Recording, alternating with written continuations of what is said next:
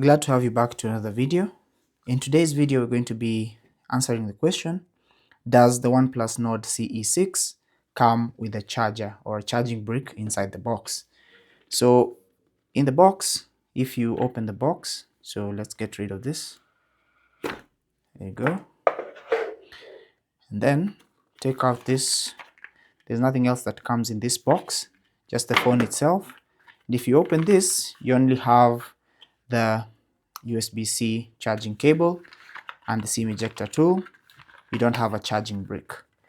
However, if you want to, or if you need a charging brick, you can use one that I use. For example, this one from Anker. It's a 65-watt charging brick and it has a Type-C port. You can use this and I'll link it down below, or you can get one from OnePlus by buying it from any vendor. Now I'll link all of these charging bricks down below so that you can be able to get your hands on them.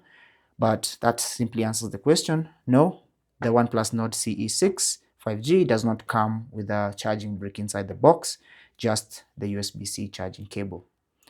Hope that was useful. Thanks for watching. Leave a like and subscribe to the channel. Until the next video, take care and God bless.